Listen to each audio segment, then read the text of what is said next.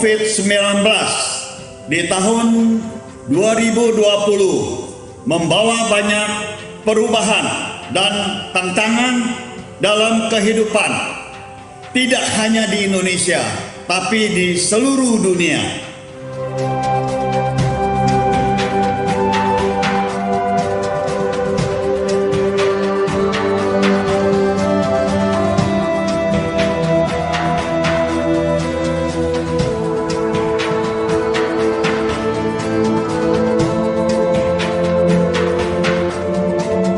Tantangan utama adalah bagaimana bisa bertahan di tengah kesulitan yang menghimpit, namun tetap mempunyai kepedulian dan kesadaran untuk berbagi dengan sesama yang membutuhkan.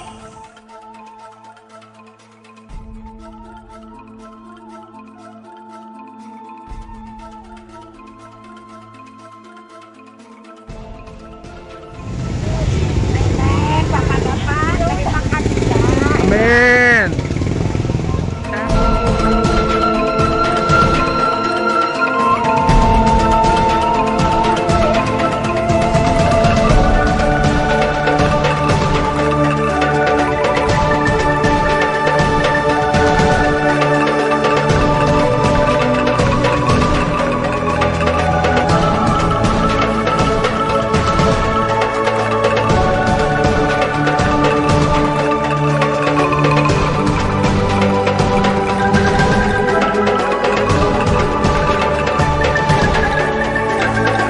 Himpunan Inti hadir dengan semangat gotong royong kebangsaan yang berlandaskan Pancasila, sementara berusaha menjadi yang terdepan dalam bakti kemanusiaan, membantu saudara sebangsa tanah air Indonesia yang membutuhkan, mengulur tangan menjangkau ke pelosok Nusantara dari ujung Aceh sampai Papua.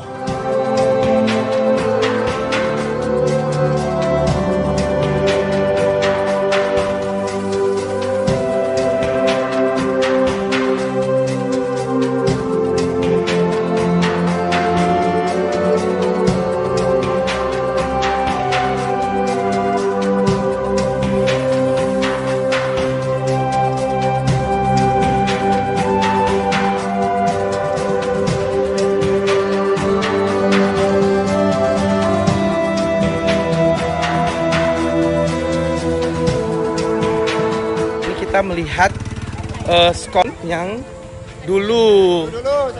Nah, nih.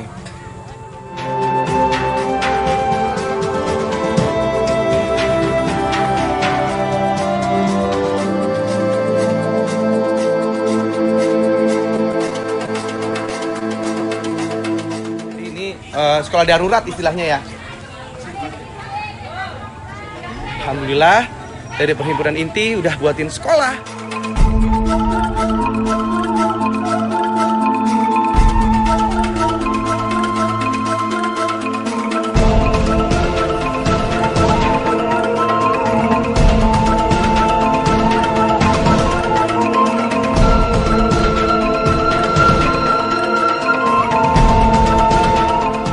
Dengan dukungan dan kepercayaan dari para donatur, saya Teddy Sugianto selaku Ketua Inti mengucapkan terima kasih kepada segenap rakyat Indonesia. Selama hampir 22 tahun ini, Inti senantiasa menjaga komitmen kebangsaan untuk hadir di setiap bencana tanpa membedakan.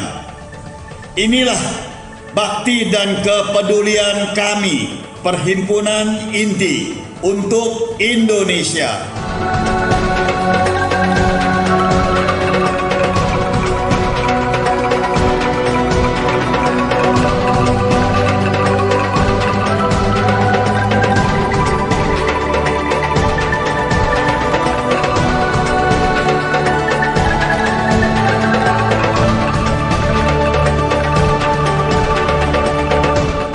Bersatu kita bisa. Terima kasih.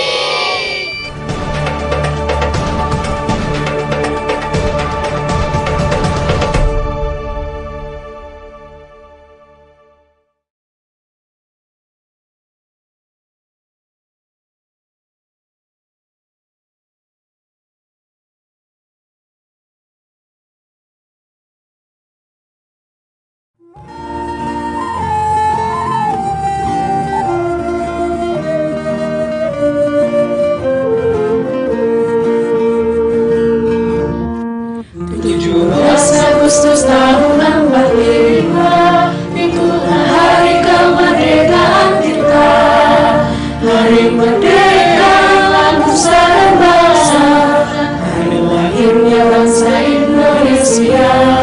Merdeka, saling merdeka, tetap merdeka, selama raya masih dikandung badan. Kita tetap setia mempertahankan Indonesia. Kita tetap setia membela negara kita. PPT Syaman mengucapkan Dirgahayu Republik Indonesia yang ke-76. Indonesia tangguh, Indonesia tumbuh.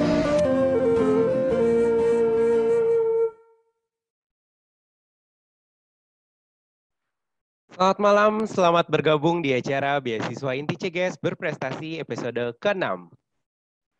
Pertama-tama perkenalkan saya Michael Tenedi dan rekan saya Mercy yang akan menjadi moderator pada episode kali ini.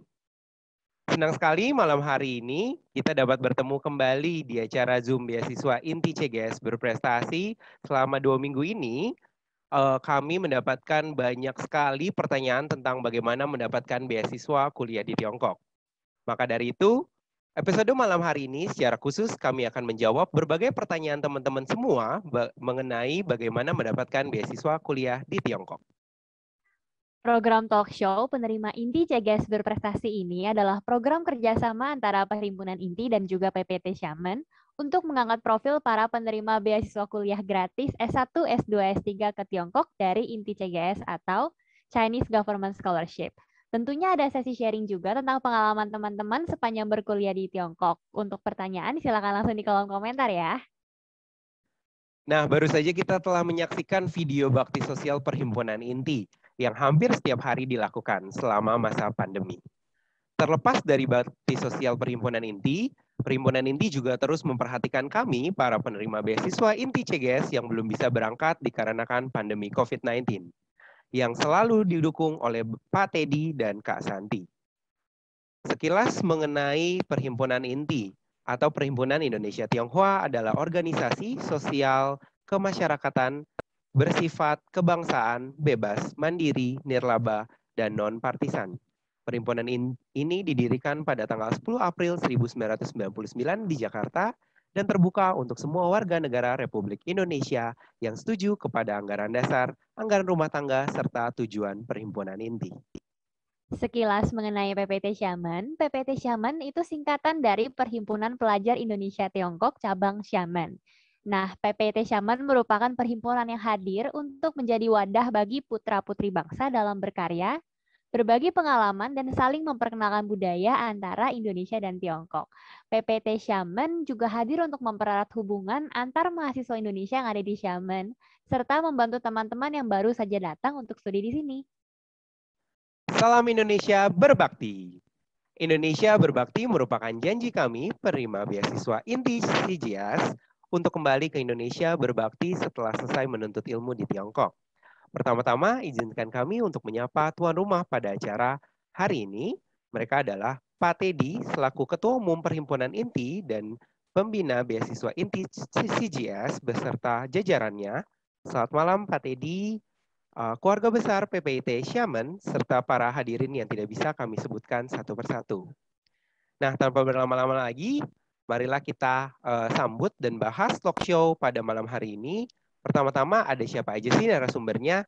Yang pertama adalah Jesslyn Tania dengan jurusan Business Administration pada tahun 2019 merupakan penerima beasiswa OBOR atau One Belt One Road Ranking 3 saat D3 atau Diploma 3 jurusan English Language di Lini Lee Language Center Medan. Hobinya di bidang musik dan olahraga dan sekarang sedang berkuliah di University Sun Yat-sen tahun ketiga. Dan untuk narasumber kedua ada Alexander William. Alexander William atau biasa dipanggil Awe saat ini menempuh studi S1 di Huaqiao University Xiamen, Tiongkok dengan jurusan College of Chinese Language and Culture. Saat ini Awe masih menetap di Xiamen dan berpartisipasi di dalam organisasi PPIT Cabang Xiamen bagian media design. Kegiatan yang dilakukan Awe belakangan ini adalah taku dan membuat video-video yang bertujuan untuk memperkenalkan kegiatan atau kehidupan mahasiswa di Xiamen kepada teman-teman di Indonesia. Halo dulu untuk Alexander, untuk Awe dan Jesselyn. Halo. Halo, selamat malam. Malam. Nah, pastinya acara talk show kali ini juga didampingi oleh Bu Pusanti Ding atau biasa yang kita akrab dengan Kak Santi sebagai juru bicara Perhimpunan Inti sekaligus Ketua Tim Seleksi Beasiswa Inti CGS. Halo Kak Santi, selamat malam. Apa kabar? Halo, selamat malam. Sudah lengkap ya formasi kita pada malam hari ini dan sudah siap menjawab pertanyaan teman-teman semua nih. Mungkin pertama-tama yang perlu kita bahas adalah, mungkin aku akan tanya dulu ke Kak Santi. Kak, ada berapa banyak atau berapa ragam sih beasiswa untuk kuliah di Tiongkok kayak gitu? Mungkin Kak Santi bisa menjelaskannya terlebih dahulu. Ada banyak sih ya, jadi memang kalau misalnya ditanya untuk ke Tiongkok bisa apply beasiswa apa aja. Mungkin teman-teman di sini ketika nggak tahu apa-apa ya hanya tahu satu CGS, tapi setelah sampai ke sana seperti Awe, Mercy, dan Jesselyn ya udah tahu oh nih bagaimana apply-nya dan lain-lain. Nah, yang pertama paling fokus kita ke CGS karena memang selama dari 2018 sampai sekarang Inti ya bisa dibilang 4 tahun berturut-turut ini kita kerjainnya adalah beasiswa Chinese Government Course yang tipe A. Ya, jadi memang langsung diberikan oleh Kedutaan Besar Republik Tiongkok di Indonesia, dipercayakan kepada Inti. Dan kemudian yang kedua ada Jesselyn. Jesselyn itu sekolah di Sun Yat-sen University. Waktu itu kita di 2018-2019 juga dapat dari embassy juga. Namanya One Belt One Road. Dan itu memang satu program khusus dari Sun Yat-sen University. Nah, untuk di Tiongkok sendiri mungkin selain itu di CGS itu ada 3 tipe ya. Yang pertama itu tipe A, tipe B, tipe C. Jadi kalau misalnya tanya dapat CGS dari mana nih? Kalau misalnya seperti Mac dan Mercy ya udah CGS yang emang dari embassy di Indonesia dan biasanya itu untuk S1, S2, S3 bisa. Dan untuk tipe B kita bisa mungkin apply langsung. Kak Santi, ini teman saya juga ada nih, ada CGS. Nah, itu bisa apply contoh misalnya ke Xiamen University atau ke Sun Yat-sen University atau ke Peking University, itu bisa langsung apply ke university-nya langsung gitu. Untuk formulnya sebenarnya sama dan di tipe C biasanya mereka memberikan beasiswa CGS ini kepada organisasi contoh seperti ASEAN dan lain-lain gitu ya. Jadi itu Mengjiang Suijin juga ada. Terus yang ketiga, Confucius Institute. Confucius Institute biasanya mereka lebih terfokus kepada bahasa. Jadi kalau misalnya teman-teman dengar contoh di Huaqiao University banyak sekali anak-anak Indonesia yang memang sekolah ke sana khusus untuk belajar bahasa Mandarin 1 tahun. Nah, biasanya beasiswanya apa nih? Selain memang Huaqiao sendiri terfokus dengan Huawen atau bahasa Mandarin, itu juga ada kerjasama dengan Confucius Institute. Jadi memang beasiswa yang memberikan anak-anak itu fokus untuk belajar bahasa Mandarin. Dan itu beragam lagi nih, bisa S1 untuk 1 tahun fokus 4 tahun, ada juga S2 untuk khusus 2 tahun atau MTCSOL, kemudian S3 juga ada gitu, dan ada yang memang hanya beasiswa khusus 1 tahun, biasanya untuk pertukaran guru atau memang kita hanya mau belajar 1 tahun aja itu bisa. Kemudian ada lagi beasiswa namanya Shengzhengfu atau dari provinsi, itu juga ada juga dari kota, ada dari sekolah. Nah, sekolahnya beragam nih, ada yang mungkin dia uang sekolah asrama gratis, kemudian per bulan dapat 1.000 RMB, ada yang mungkin hanya uang sekolah sama asramanya aja, atau mungkin hanya uang sekolahnya saja nih yang parsial gitu, itu juga ada. Kemudian ada juga tan kaki ya, itu biasanya dari Cicinhui atau dari foundation dari swasta yang memang memberikan langsung ke sekolah untuk mencari anak-anak yang ingin belajar ke Tiongkok gitu. Kemudian ada Jasmine juga, itu di Provinsi Jiangsu. Dan beasiswa sendiri tadi udah kakak jelaskan ada full scholarship, half scholarship, ada juga uang sekolah gratis dan lain-lain. Nah, kalau di Indonesia sendiri mungkin selain di INTI bisa juga dengar, oh ya Kak Santi ada namanya beasiswa di Dikti nih, CGS juga di Dikti. Itu biasanya kita sama seperti di INTI juga, jadi embassy kasih ke Dikti, kemudian kasih juga ke INTI. Tapi dua tahun ini sependengar kakak mereka nggak ada lagi gitu. Karena memang kuota yang semakin menipis setiap tahunnya, tapi alhamdulillah INTI sampai sekarang 4 tahun masih diberikan kepercayaan terus-menerus, dan bisa dibilang ya kita mendapat kuota dari embassy sendiri itu 30% dari total seluruh yang dikasih ke Indonesia gitu. Oke, Mike. Oke, menarik sekali ya. Kenapa sih penting banget nih teman-teman harus tahu ada berapa ragam atau berapa tipe beasiswa biar teman-teman juga nggak salah kayak gitu. Karena itu sangat berpengaruh banget. Karena kalau misalnya teman-teman sudah tahu spesifiknya mau ambil jurusan apa atau arahnya kemana, teman-teman bisa sesuaikan dengan tipe beasiswa tersebut. Dan juga setiap beasiswa itu kan punya tujuan dan juga jenisnya masing-masing. Jadi sesuaikan dengan tipe dan tujuan teman-teman kayak gitu. Jika tujuan teman-teman selaras dengan beasiswa tersebut, pasti kemungkinan besarnya itu lebih besar keterimanya. Seperti itu ya Kak ya, kurang lebih ya. Ya, betul. Iya.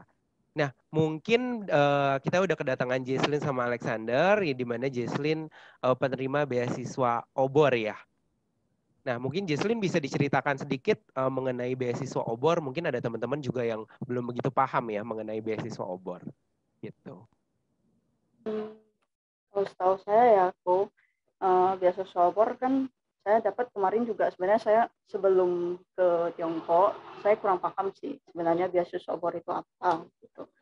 Semuanya sampai di sana mungkin aku lebih jelaskan ke kan kalau beasiswa itu kita tiap tahun pasti ada penilaiannya. Mungkin aku lebih jelaskan ke sananya ya. Awalnya aku pikir ya dapat beasiswa OBOR yaitu aku tidak tahu kalau setiap tahun itu ada penilaiannya gitu loh. Jadi sampai di sana agak stres juga sih sebenarnya. Awalnya itu agak stres, apalagi sekolah aku itu lebih sulit sih standarnya gitu loh. Karena dia tidak ada perbedaan antara standar murid internasional maupun murid sama murid lokal. Jadi sampai di sana tahun pertama tidak ada penilaian sama sekali. Jadi walaupun di tahun pertama ada yang tidak lulus, pelajaran itu nggak masalah gitu. Tapi di tahun kedua, tapi bersyukurnya di tahun kedua sih sebenarnya. Karena tahun pertama aku pulang ke Indonesia, semuanya syukurnya kenapa? Karena banyak sekali teman-teman yang tidak pulang, mereka karena ada penilaian tersebut, mereka sulit. Maksudnya yang mau mereka capai supaya tidak ada yang tidak lulus, itu sulit gitu loh. Karena kan mereka secara tatap muka, udah itu pijuan, ada ujian tertulis kan gitu. Tapi kalau kami yang di Indonesia itu ujiannya tidak berupa ujian yang secara tertulis, tapi kami ujiannya disuruh buat laporan.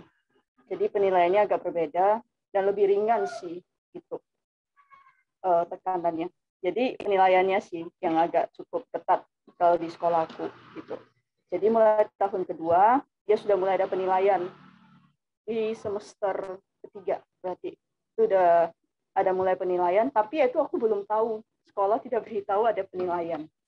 Jadi bisa dibilang syok juga sih, karena di semester keempat mau naik ke semester 5, sekarang semester 5, itu ada penilaian ternyata di semester 4.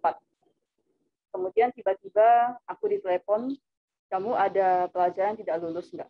Ternyata ya syukur sih, di semester 3 itu pelajaran semuanya lulus, jadi biasanya tak lanjut yang di tahun ketiga. Itu sih kok.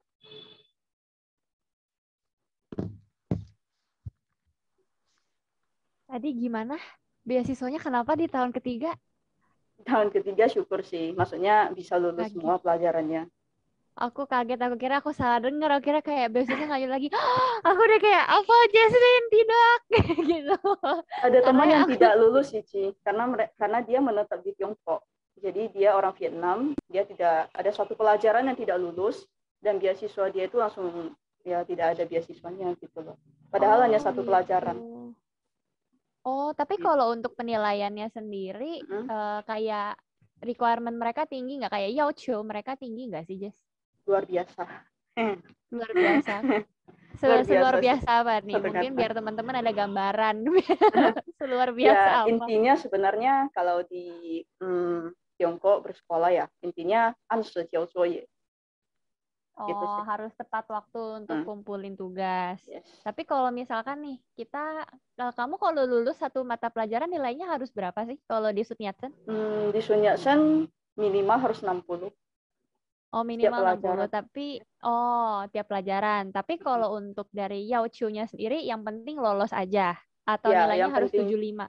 Enggak, yang penting lolos aja. Yang Karena penting gini lolos, sih, tapi lolos kalau aja aku ada susah. satu prinsip Mandarin ya, 我不求高分，我只求过. Gitu aja. Kami ada punya satu prinsip kayak gitu. Semua murid internasional. Kita tidak mengharapkan nilai yang tinggi, tapi kita hanya mengharapkan lulus saja. Wah, itu aku banget sih di sini. Itu aku Saking banget susahnya sih. sih sebenarnya. Oh iya, tapi ya sih, karena kan waktu pas kayak Jaslyn awal-awal di Sun Yat-sen itu ada beberapa kali ngechat aku tuh kayak, aduh gimana ya, aku juga bingung bantunya. Soalnya kan Jaslyn punya beda masalahnya gitu loh sama aku, Ya, teman-teman. karena kan langsung masuk ke major kan, langsung masuk ke jurusan, jadi agak sedikit terkejut sih sebenarnya. Di Iya, awal. pastilah. Sedangkan aku di saat itu aku masih susah-susahnya belajar untuk kejar HSK 5. Sedangkan Jaslyn udah susah-susah dengan mata pelajaran. Pelajaran, iya. Betul banget. Wah, gila sih. Tapi kalau untuk beasiswa obor, berarti dia dapat apa aja sih bentuk beasiswanya? Kayak dapat uang sekolah gratis Mungkin apa gimana gitu? asrama mungkin ya Cia, di dalam sekolah ya. Kami tinggal di asramanya, tapi di asrama kita soal biaya listrik, biaya apa ya kita tetap cepet lah bayar sendiri kalau itu. Kemudian mungkin dari segi uang saku ya, Shenghoufei mungkin sehari-hari lebih kurang. Ya kalau kami obor, mungkin kalau JGS 2.500 RMB ya. Kalau obor kami cuma dapat 2.000 sekian lah. Gitu. Itu per bulannya. Tapi tetap lumayan sih ya. Tetap oke sih, Ci. Kalau aku ya. Sih. Kalau bisa aku buat ya. jalan-jalan kan kemarin kamu ke Shanghai. Kemana? Bukan ke Owen ya? Aku Kemana ke kemana? Qingyan sama ke Macau. Oh iya, apa ke Macau. Enak tuh, Teh. Teh, kapan kita jalan-jalan, Teh? Kamu kapan ke sini? Sun dong, Sun. Oh, Sunnya. Sun aja dulu. Oh iya, Sun aja dulu. Boleh. Iya, Mungkin kita ingetin juga ya ke teman-teman yang memang ada pertanyaan, bisa drop pertanyaan kalian di sesi chat ini, karena memang malam ini khusus untuk menjawab pertanyaan kalian semua, selain memang kita sudah tampung berbagai pertanyaan yang masuk selama 2 minggu terakhir ini. Gitu. Mungkin habis ini kita bisa beralih nih, Mer, ke narasumber yang satu lagi. Oh iya, ini narasumber yang, aduh, kecintaan PPT Shaman banget, udah ganteng, terus aktif di kampus, aduh idola banget deh. Kemarin baru ada teman orang Tiongkok di sini kayak minta WeChat-nya loh, teman-teman. Seganteng itu memang teman kita yang satu ini. Gimana kabarnya, We? Udah lama nih nggak makan bareng. Luar biasa ya, Cemersi ya. Oh iya, lagi sibuk apa sih sebenarnya sampai nggak kelihatan di kamar, nggak kelihatan di kantin? Di kamar. Kalau sekarang ini. Mer, Bosko lihat nggak nih? Enggak, ya nggak lihat. Jangan sampai Kak, aman. Tidak seperti itu Kak, tidak seperti itu. Oke. Kita luruskan dulu faktanya. Iya, kita luruskan dulu. Sebut kamar nih, gimana nih? Itu salah ngomong, Kak. Typo. Kelas gitu, bukan kamar gitu. Kantin. Kantin, iya kantin. Ya, kalau belakangan ini sibuknya aku terus. Emang aku ikut satu kegiatan sekolah kan. Asosiasi Lingkutwe. Itu kita kayak dibilang ekskur juga bukan ekskur, tapi dibilang organisasi juga nggak sampai seyen ke itu. Tapi menurut aku itu kayak salah satu ya kita anggaplah itu ekskur. Kita kayak salah satu ekskur yang emang kayak topnya di Hwasa University. Itu di mana kita main gendang Cielingku. Terus kita kayak ada piawien segala macamnya, terus ada latihan-latihan. Terus kalau buat kita ya Liu Shesheng itu salah satu media belajar yang menurut aku paling gede sih. Kayak salah satu faktor aku Cinpu bisa sampai ngomong Mandarin sampai sekarang bisa survive itu salah satunya aku berterima kasih karena masuk ekskur itu. Iya sih, dan kalau teman-teman penasaran kayak ekskul aku tuh kayak gimana, Aduh. aku ada videonya. Jadi mari kita saksikan sama-sama ya untuk takunya, dan mungkin kalian juga bisa mengenali yang Aduh. mana Awe karena dia agak di depan. Dan mungkin teman-teman kalau yang iseng juga gitu mau coba nebak, mungkin bisa juga ngejawab berapa menit, berapa detik aku sampai di sana melihat dari ekspresinya Awe. Karena dia agak kaget ya mau ketawa, padahal itu serius. Aku hampir saja mengacaukan segalanya. Untungnya kamu hebat sih. Oke, kita coba Terima lihat ya kasih. guys. Kita coba lihat. Oke. Oke. Ada ya gambarnya? Ada Ber. Ya. Siap. Nih guys, salah satu aktivitas yang bisa kalian ikuti nanti ketika kuliah di Tiongkok.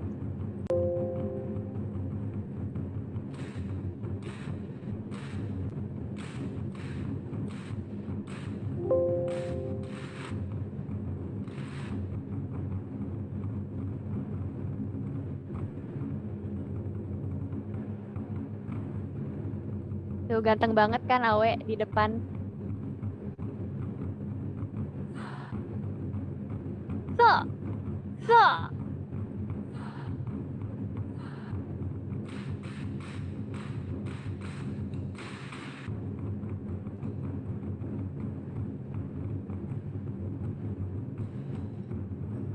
Nah, untuk yang ada di sebelahnya Awe, yang cewek yang di tengah itu juga anggota PPT Xiamen. Dia wakil ketua PPT Xiamen. Volume videonya boleh diperbesar, Mel. Gimana cara perbesarnya ya? Sudah. Oh, ternyata di sini. Maaf teman-teman.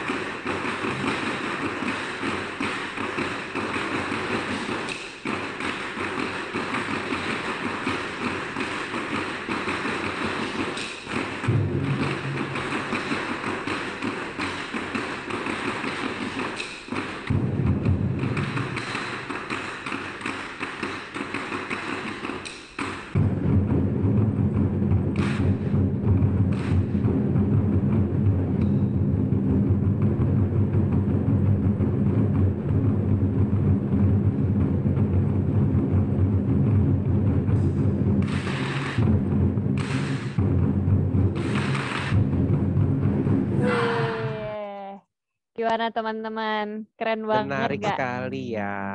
Wah, keren Luar biasa banget. sekali loh. Jadi selain kita bisa menjadi ambasador budaya untuk Indonesia, kita juga bisa belajar kebudayaan negeri Tiongkok. Luar Betul. biasa banget. Husband material ya, balik lagi. Kena lagi Amin. kata Awe.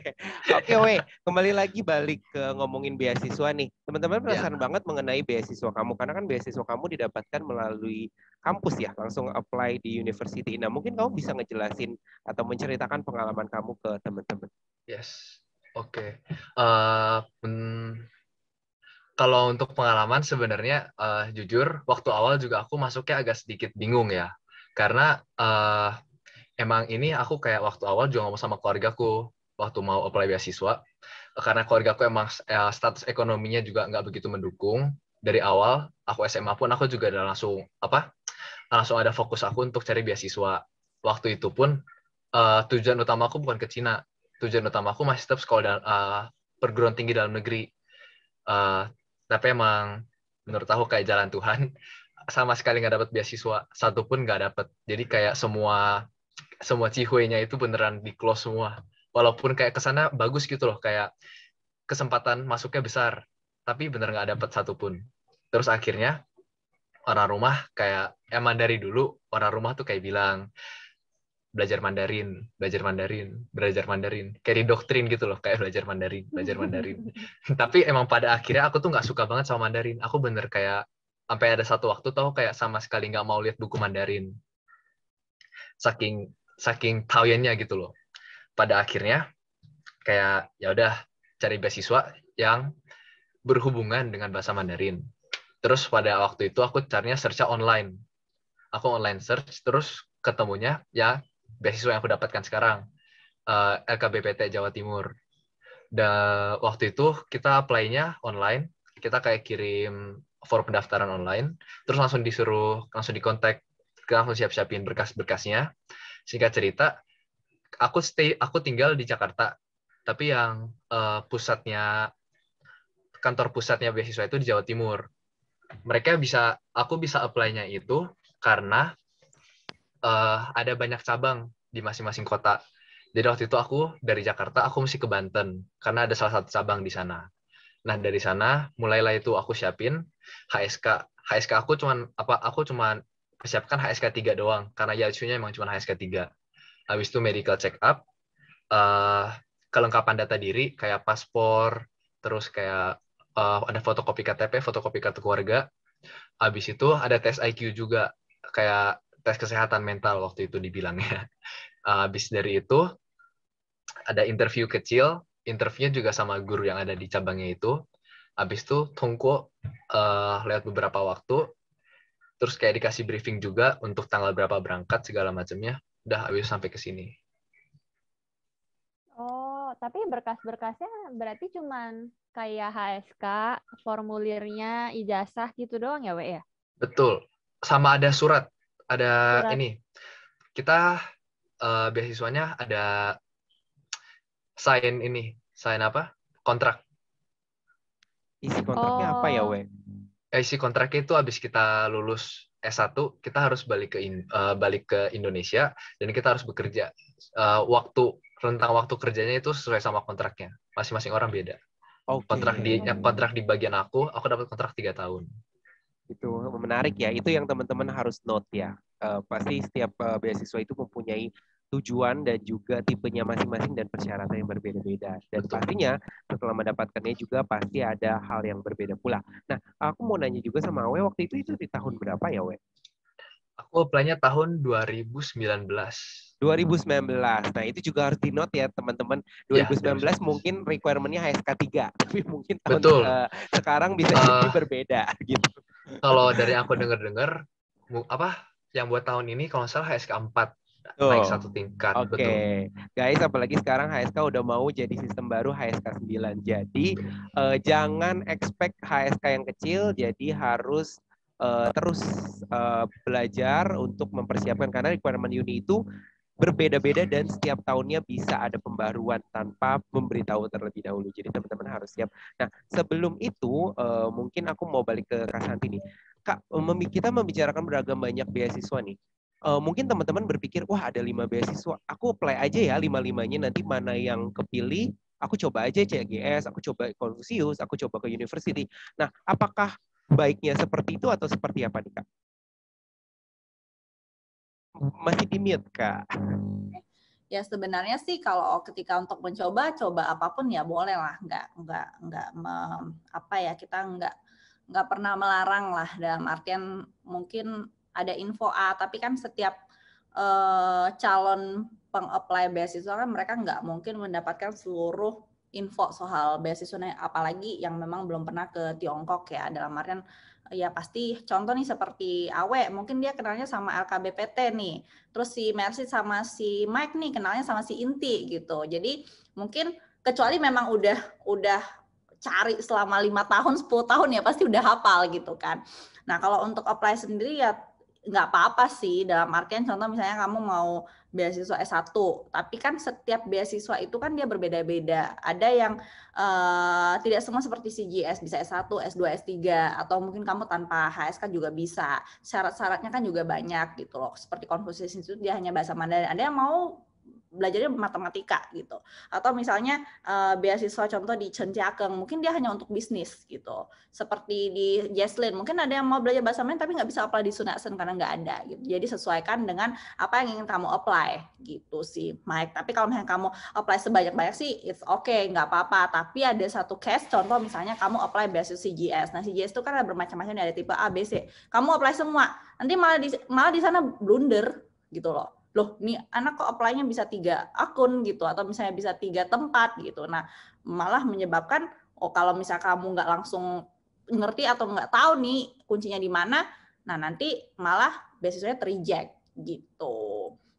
Jadi saran aku ya kalau misalnya apply ya mungkin ada 100% nih misalnya, atau 80% lah udah oke nih gitu ya, udah apply aja sesuai yang kamu minat secara jurusan, dan emang kamu tahu universitasnya, bentuk beasiswanya bagaimana, itu sesuai dengan kondisi sendiri-sendiri gitu sih. Oke, balik sesuai dengan tujuan masing-masing ya. Kalau misalkan kamu memang sudah tahu spesifik kamu mau ke Sun Yat-sen, apply-lah OBOR. Karena itu udah pasti ke Sun Yat-sen.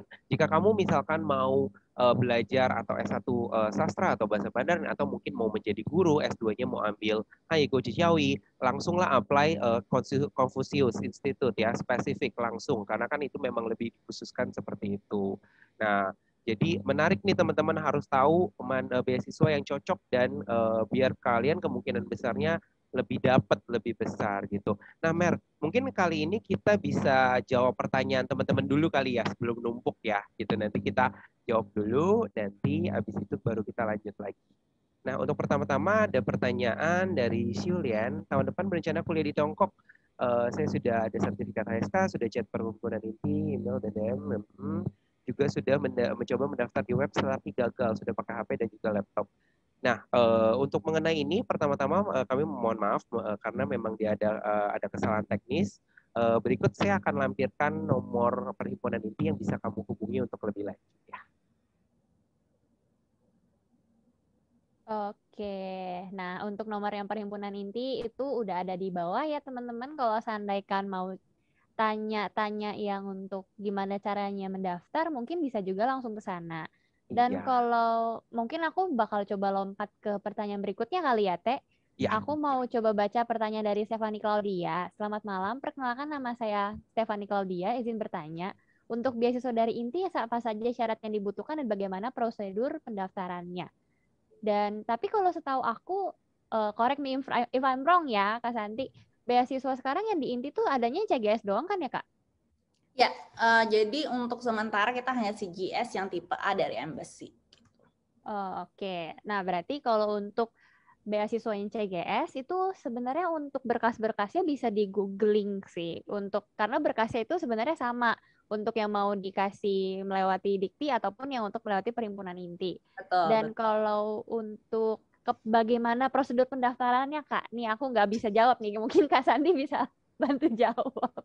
Ya, prosedur pendaftarannya memang Hampir sama ya tadi Mercy udah bilang, dalam artian persyaratan itu sama di www.csc.edu.cn. Nanti kalian bisa lihat di sana, mengisi formulir secara online dan kemudian masukkan beasiswa tipenya tipe A dengan nomor agensinya adalah 3602 Kedutaan Besar Republik Tiongkok di Indonesia, China di Indonesia, itu nanti nama agensinya, kemudian isi sesuai dengan apa kalian mau sekolah di mana dan jurusan apa, data-data kalian itu udah oke. Sisanya nanti diberikan hard copy dan soft copy-nya ke Inti. Nanti mungkin dari admin Inti, KBB itu akan ada satu email khusus untuk perhimpunan beasiswa CGS perhimpunan Inti kerjasama sama embassy, dan kemudian mungkin ada surat rekomendasi juga dari para pengurus Inti ya.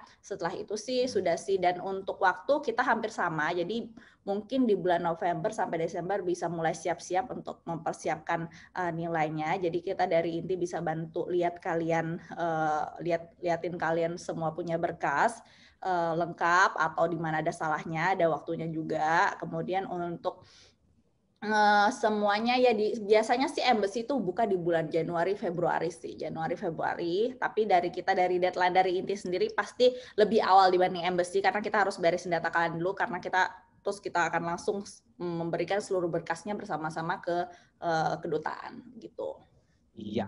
Nah, teman-teman, untuk mengetahui informasi jangan lupa untuk follow @perhimpunan Inti ya, dan juga mengenai proses berkas seperti yang di-note dari Kak Santi, dari November atau Desember. Setidaknya Desember itu udah beres, udah lengkap semuanya. Karena sering banget kita juga mepet ya, Mer. Tiba-tiba nggak dikasih tahu, tiba-tiba ya karena di tahunnya sebelumnya itu aku ingat mungkin di tahunnya Mercy ya, itu kalau nggak salah mungkin deadline-nya di Februari ya, Mer, kayaknya ya. Oh iya, kamu ya? dan kamu ya tapi deadline Februari kan? Itu aja teh berkasnya 2 minggu doang teh siapinnya, gila deh waktu itu. Aku udah mempersiapkan sebelum-sebelumnya, tapi tiba-tiba deadline-nya Januari, maju sebulan. Jadi maju. Jadi harus benar-benar kalian itu apa ya?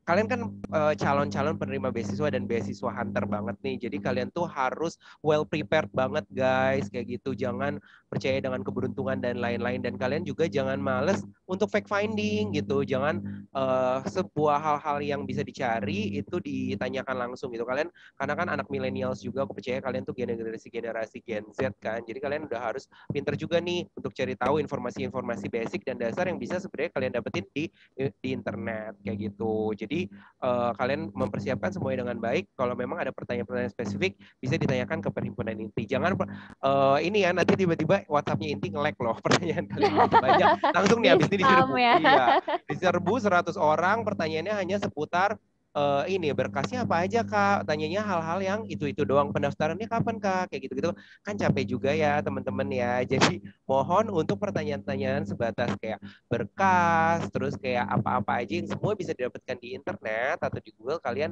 cari dulu lah gitu. Nah lanjut ke pertanyaan berikutnya. Ini ada pertanyaan dari siapa nih kita? Selamat malam, perkenalkan nama saya Winnie dari Winnie. Izin bertanya untuk penerima beasiswa dari Inti, apakah ada tanda tangan kontrak atau apa? Misalnya habis lulus studi harus balik ke Indonesia buat ngajar atau kerja di salah satu company yang ditentukan oleh Inti. Mungkin MT bisa jawab. Kan udah nge-play juga kan. Aku yang jawab. Kita sebagai saksi hidup dulu dong. Oh iya, boleh nanti lempar ke Kak Santi karena kan kita sebagai yang menjalani ya kayak gitu. Nanti Bener. dari ya boleh mungkin dari tahun kamu dulu karena tahun kamu menarik. kamu ada menandatangani sebuah kontrak ya kan? Aku tahu kamu. Iya. Ayo, itu kawin kontrak atau apa tuh? Wah, itu kontraknya berat banget sih. Iya. Tapi apa kamu ya, deg-degan pas tanda tangannya? Iya, gemetar lah. Itu karena bebannya wah berat banget dan aduh gila bikin hati bergetar gitu loh. Kayak aduh gelora semangat 45-nya langsung kembali gitu loh. Soalnya kontrak yang aku tanda tangan itu adalah kontrak agar aku tetap setia dan tetap memegang ideologi Pancasila sih teman-teman. Jadi memang cuman dipesanin doang sama Inti kalau mau kita udah kuliahnya sampai ke Tiongkok sekalipun, kita tetap berpegang teguh sama Pancasila sebagai ideologinya kita. Kita tuh masih anak-anak Indonesia gitu loh, anak bangsa ini. Apapun yang kita lakukan, biar itu menjadi mengharumkan nama bangsa kita sendiri, dan juga biar diharapkan banget sih agar kita bisa balik ke Indonesia untuk membangun negeri kita. Tapi selebihnya sejauh yang aku tahu sih, dan sejauh yang kesadaran aku ingat ya, aku nggak ada tanda tangan kontrak yang kerja gitu sih. Kamu ada, Teh? Cap jempol mungkin, Mer, coba diinget-inget lagi. Enggak ada sih, kayaknya nggak sumpah ada. darah juga nggak ada sih, kayaknya nggak ada apapun Oke. deh. Masih aman. Coba kita Aman balikin ya. ke Kak Santi. Gimana, Kak? Iya sih, kita dari inti sebenarnya nggak pernah ya. Maksudnya memang dari awal kita memberikan beasiswa ini, Pak Teddy sendiri memang dari inti dasarnya kita sosial. Kita ingin membantu anak-anak Indonesia yang memang ingin sekolah ke Tiongkok, mendapatkan beasiswa, belajar baik-baik sana. Dan mungkin bukan lebih ke kontrak, tapi lebih ke harapan bahwa nanti kalian ke sana jangan sampai memalu-malukan Indonesia, kalian duta besar Indonesia, kalian itu anak-anak muda yang penuh dengan masa depan ya, masa depan Indonesia di tangan kalian. Jadi kami berharap kalian di sana baik-baik belajar, ambil positifnya dari negeri Tiongkok, dan jangan lupa pulang ke Indonesia. Pulang ke Indonesia kalian bebas mau jadi apa aja, mau jadi penerjemah, mau jadi guru, mau jadi translator, mau jadi pegawai negeri, itu kita bebas asal ya yang baik-baik ya jadinya gitu. Dan jangan lupa aja ideologi Indonesia tetap Pancasila, itu aja sih. Jadi tidak menuntut banyak. Kalau misalnya Mercy bilang berat Kak, kata saya ya karena memang dia terlalu cinta Indonesia, jadi 100% ya pulang Indonesia aku harus di sana harus perfect di lain gitu. Nah ya kita berharap semua banyak muncul Mercy, Mike, Awe, Jesslyn, nah ya kalian the best sih. Itu pertanyaan untuk kita semua. Ya, sejalan sih dengan apa yang dikatakan Kak Santi, di tahunnya aku itu tidak ada tanda-tangan kontrak apapun. Mike bukan tidak ada ya, tapi belum. Ya. Belum. Tidak ada tapi belum ya. Oke. Nah, seperti itu ya. Cuman memang sejalan dengan ideologi yang kita pegang, Indonesia Berbakti, memang kita diharapkan untuk berbakti gitu. Jadi apapun nanti hasilnya setelah kita lulus nanti, kita harus berbakti gitu. Nah, lanjut lagi ke pertanyaan berikutnya nih, untuk pertanyaan kayak Nathanael, untuk bertanya untuk beasiswa, ada jurusan apa aja dan kapan dibuka pendaftaran. Balik lagi seperti yang udah disampaikan, itu bisa kamu cari sendiri, dan untuk di CGS itu kamu bisa baca lebih lanjut. Di CGS itu bisa apply jurusan apa aja ya. Oh iya, teman-teman, by the way, kita ada giveaway 1 hoodie-nya Inti Indonesia Berbakti. Nah, kalau misalkan gimana caranya biar bisa dapat hoodie-nya, bisa langsung tanya di kolom chat. Nanti akan dipilih untuk penanya terbaik ya. Untuk penanya terbaik, dan kalau bisa langsung open cam yuk. Langsung open cam biar kita langsung interaktif, karena kan ini episode spesial untuk ngebahas beasiswa aja. Jadi manfaatkan kesempatannya nih teman-teman. Gitu. Tadi aku sampai lupa loh. Udah sampai mana kita tadi? Sampai mana kita tadi?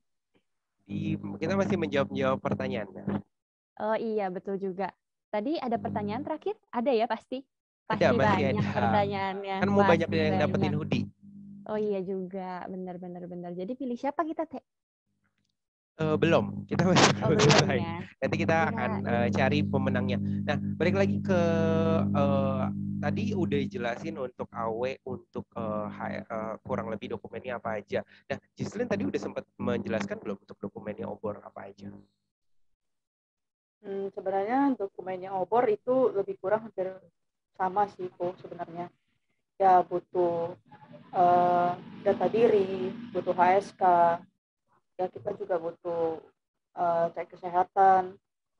Kemudian yang aku ingat lagi, kita butuh untuk recommendation letter sih. Kalau aku kemarin aku ada lampirkan recommendation letter. Mungkin kalau teman-teman yang mungkin mempunyai prestasi semasa mungkin yang di SMA mungkin udah masih kuliah ya, mungkin prestasinya di masa kuliah itu bisa dilampirkan juga.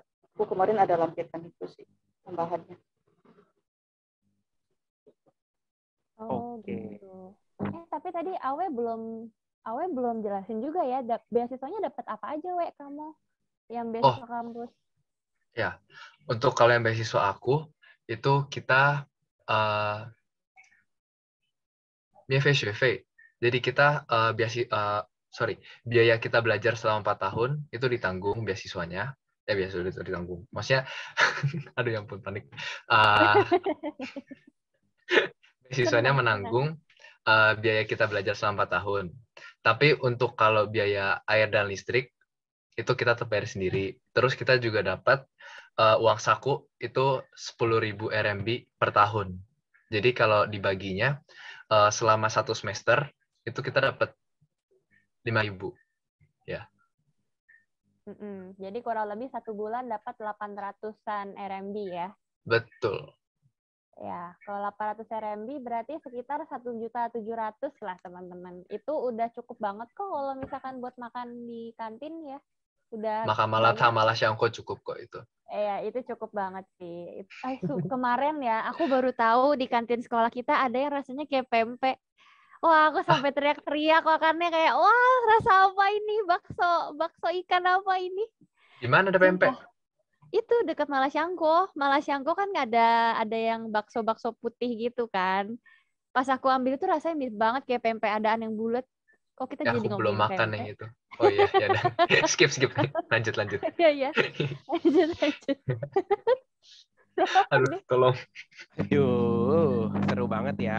Nah, tadi berbicara mengenai kontrak, mengenai keterikatan kayak gitu-gitu. Nah, kalau misalkan kalian takut dengan kontrak beasiswa atau mungkin ada persyaratan-persyaratan lain, kalian bisa juga apply melalui konsultan. Nah, kebetulan Kak Santi ini merupakan mempunyai ya atau salah satu pendiri consultant agency pendidikan untuk kuliah di Tiongkok resmi yang bisa membantu teman-teman untuk melanjutkan kuliah ke Tiongkok baik dengan biaya sendiri ataupun dengan beasiswa. Dan ini tidak mempunyai keterikatan apapun. Nah, mungkin Kak Santi boleh jelasin sedikit nggak tentang konsultan yang membantu teman-teman untuk kuliah ke Tiongkok. Yang pasti ini berbeda ya teman-teman dengan beasiswa itu. Ya, ini biasanya saya selalu membedakan antara 公事sama 私事，但是好像今天可以跟你们讲一讲。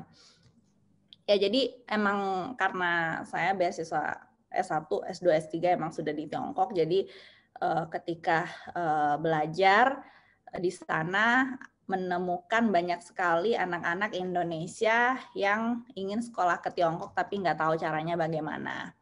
Atau ketika sekolah di sana ada beberapa dia dibohongin sama konsultannya dan mencari kita, minta bantuan, Kak Santi nih gimana, saya ingin sekolah ke sini tapi dikirimnya ke sini. Itu banyak sekali hal-hal yang terjadi seperti itu. Dan kebetulan saya menikah dengan suami saya, warga negara Tiongkok juga, dan memang dia bekerja di Kojipan Kungshi atau ISO International Student Office di salah satu universitas di Wuhan atau Hubei. Jadi memang kebetulan ini dua manusia yang bersatu jadi satu, dan emang kita fokus ke pendidikan gitu, dan mulai mendirikan namanya CNY Edukasi Internasional, dan kita mengirim anak-anak yang memang mungkin kebingungan nih ketika mau sekolah ke Tiongkok, mau ke universitas mana atau sesuai dengan jurusannya universitas mana yang bagus, atau mencari universitas sesuai dengan budgetnya dan lain-lain. Nah, kita dari CNY sendiri kita bisa bantu. Dan kita kerjasama ke beberapa university untuk parsial beasiswa, ada juga yang untuk biaya sendiri. Jadi ketika biaya sendiri kalian bisa menembus kemana, mau di Beijing, Shanghai, atau Wuhan, atau Harbin, itu semuanya bisa. Dan karena mungkin banyak anak-anak yang kebingungan ya, pas sampai sana nanti gimana Kak, saya nggak bisa bahasanya dan lain-lain gitu. Jadi nggak usah takut, kita juga bisa membantu ke segala dari biaya sendiri, ataupun nanti kita juga bisa bantu apply untuk beberapa beasiswa yang memang beasiswa kerjasama dengan kampus begitu. Oke, terima kasih Kak Santi. Nah, buat teman-teman yang tertarik, ini Kak Santi memang ada kantornya dan ini memang konsultan pendidikan resmi untuk kuliah di Tiongkok yang ada di Jakarta Barat. Jadi buat teman-teman yang memang tertarik mungkin kuliah langsung dengan biaya sendiri atau mungkin beasiswa tapi tidak terikat, itu bisa nanti berkonsultasi dengan agennya Kak Santi ya. Seperti itu ya Kak Santi ya.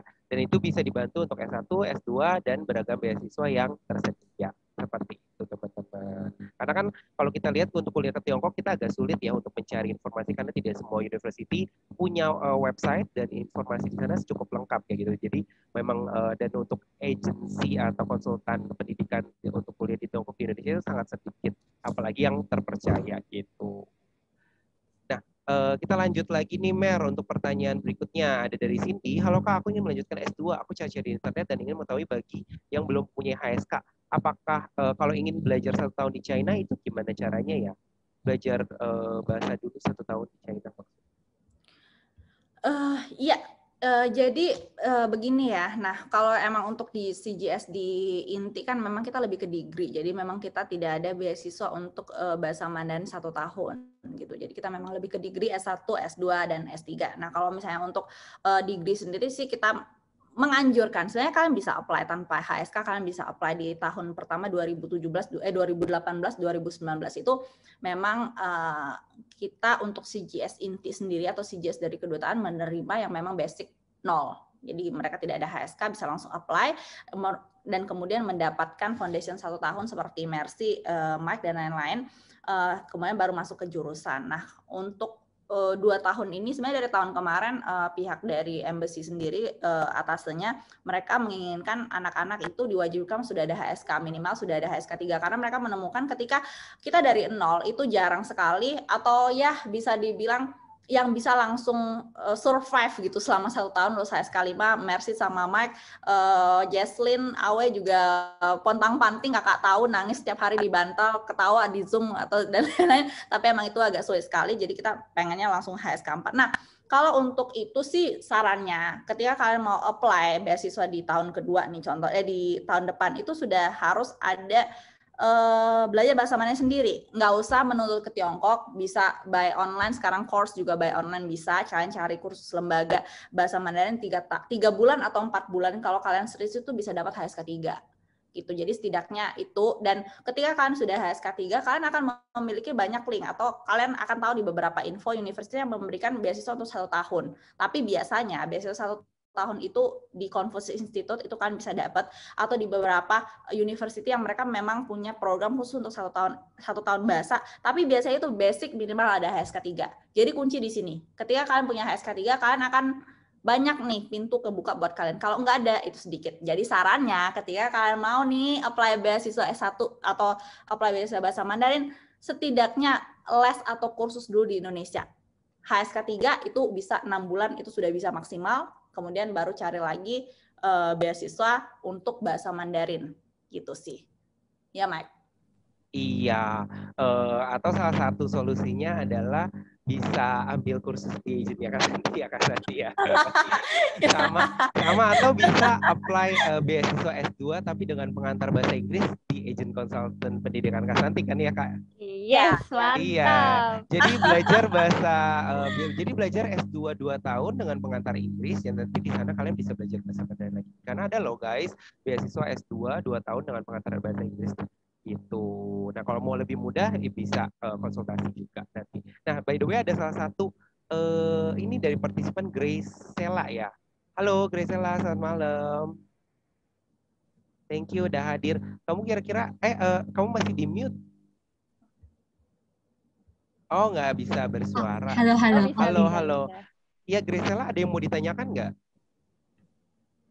Pastinya ada nih, Gresela. Ayo coba langsung nanya aja mungkin ke Kak Santi kalau penasaran nih tentang beasiswa. Ini belum di-unmute si Gracelanya.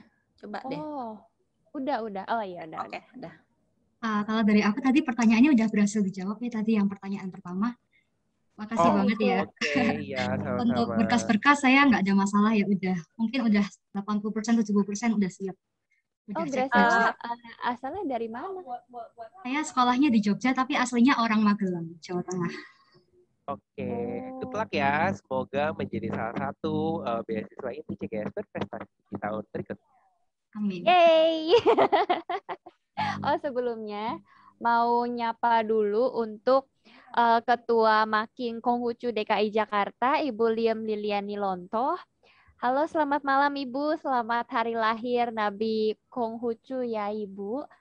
Oh ya, apakah Ibu Liam Liliani lagi bisa untuk buka mikrofon atau berbincang sedikit Ibu? Siapa tahu ingin memberikan tanggapan mengenai beasiswa untuk teman-teman yang Indonesia untuk ke Tiongkok. Halo, selamat malam Ibu. Halo, selamat malam. Terima kasih diundang pada Zoom hari ini. Sangat tertarik. Oh ya, saya mengucapkan terima kasih atas ucapan hari lahir Nabi Agung Kungce ya ke 2572. Oh iya, sama-sama Ibu. Ya, maaf, saya nggak buka kamera dulu ya, soalnya Iya, nggak apa-apa, Bu. sinyalnya takutnya kurang bagus daripada dia mati. Ini sangat sekali ada beasiswa seperti ini. Nanti saya mungkin bisa mengajak anak-anak muda di Konghucu ya, kalau bisa bergabung di INTI untuk mengikuti beasiswa. Ini kan sangat sangat bagus sekali ya untuk perkembangan wawasan anak-anak yang nggak bisa tadinya belum bisa bahasa Mandarin jadi bisa, asal mereka itu serius dalam mengikuti pelajaran ya. Iya, betul banget, Bu. Kita bisa mencetak anak-anak yang berprestasi melalui INTI. Ya, INTI hebat. Terima kasih. Oke, terima kasih, Bu. Semoga sehat selalu ya. Selamat malam. Ya, salam buat semuanya ya. Ya. Oke, Ibu. Ya. Oke deh, kita kembali lagi ke pertanyaan-pertanyaan yang sudah disediakan. Iya. Nah, ini ada pertanyaan. Kalau sudah mendaftar CGS Embassy Inti, apakah boleh mendaftar CGS Embassy tipe A? Guys, CGS Embassy Inti itu adalah tipe A. Jadi kalau kalian mau mendaftar, tadi sudah disampaikan oleh Kak Santi, kalian boleh bebas mendaftar di tipe A, B, C, atau sebagainya. Tapi dikhawatirkan jika misalkan kalian terlalu banyak mendaftar, bisa beasiswa ke-reject karena dilihat bahwa terlalu banyak dokumen yang masuk seperti itu, jadi membuat bias gitu guys. Betul. Nah, mungkin aku coba lanjut ke pertanyaan dari Kak Andi. Kak izin bertanya, apakah HSK adalah persyaratan wajib? Jika iya, bagaimana cara belajarnya bagi pemula yang zero level? Wah, ini pertanyaannya mengarah ke kita berdua, kita bertiga kali ya, Teh. Kak Santi juga bisa jawab. Jesselyn udah pro banget, guys. Dia udah, aku inget banget tuh awal-awal tahun pertama aku belajar bahasa Mandarin, aku sampai gimana sih caranya Jess belajar Mandarin, saking dia jagonya gitu loh, guys. Kayaknya dia lebih lancar Mandarin bahkan daripada Indonesia. Coba Teh, gimana caranya kamu belajar bahasa Mandarin dari nol? Tergantung ya, mau yang gratis atau yang berbayar.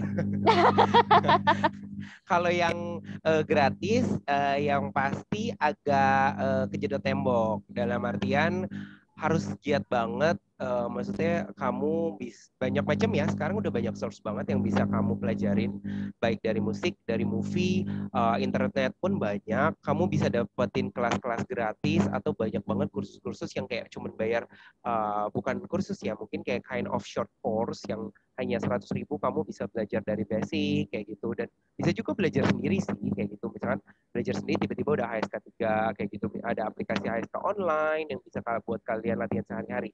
Nah, kalau kalian mau yang proper, karena kan pastinya ada plus minus ya. Kalau bener sih kalau ada uang, ada kualitas, atau ada barang, ada uang, ada barang gitu. Kalau misalkan mau proper ya ambillah kursus gitu, kursus yang proper, mungkin diajarkan oleh guru yang berkuliah di China, atau mungkin guru lulusan China, atau mungkin mau native juga nggak ada masalah. Cuman kalau misalkan les, pastinya akan dibelajarkan grammar juga, terus dibelajarnya lebih terstruktur gitu, dan ada interaktif antara dua orang gitu. Jadi udah banyak sih, mau di manapun bisa gitu, disesuaikan dengan budget masing-masing. betul. Dan mungkin aku mau nambahin dari PPT Shaman sendiri, kalau misalkan kan kalian suka buka Instagram kan, coba aja buka @learnchinese with PPT Shaman. Kita juga bakal ada course untuk Mandarin Conversation, tapi lagi dipertimbangkan mau dibuka secara publik apa enggak. Karena sebenarnya peminatnya tuh banyak banget, kita cuma takut keteteran aja sih. Cuman kalau ngelihat emang teman-teman ternyata banyak banget yang berminat, kita bisa buka karena kita juga bakal ada conversation class sama teman-teman kita orang Tiongkok di sini secara langsung. Kalian pasti excited gak sih kayak, aduh kita belum pernah nih datang ke Tiongkok, gimana ya cara ngobrol sama mereka? Apakah ngobrol sama mereka itu rasanya sama dengan kita dengar di TV atau kita dengar di movie? Tentunya teman-teman bisa langsung ngerasain sendiri. Tapi Kaget kalau gak sih, Mer? Ntar mereka iya, zero loh, tiba-tiba ngomong sama native. iya, Ntar gak jadi belajar kan. Mandarin, kapok. Tapi kan di sana Instagram kita itu kayak ada banyak tentang budaya-budaya di Tiongkok Oh gitu iya. loh. Kayak teman-teman kan pasti nggak tahu kalau ada yang tiba-tiba orang China bilang liu liu 66 kayak apa 66 ini main capsa kan pasti bingung nggak sih, atau 99 kan pasti bingung. Padahal maksudnya liu liu kan kita bilangnya kamu lihai gitu. Nah, itu kan mulai dari sana juga oke banget menurut aku. Jadi, teman-teman jangan lupa follow @PPT Shaman, @LearnChineseWithPPT Shaman ya. Oke, ditunggu. Gitu.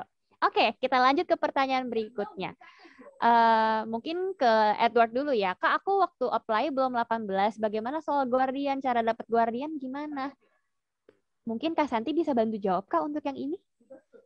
Ya, kalau dari kakak sendiri, karena tahu ya dari CNY atau dari ada beberapa juga anak inti yang memang kita tidak belum sampai 18 tahun, belum sampai 18, jadi mereka harus punya Jianhuren atau Guardian. Nah, ini Guardian emang agak ribet ya. Ada beberapa university yang seperti di Sun Yat-sen waktu itu nggak terlalu ribet sebenarnya.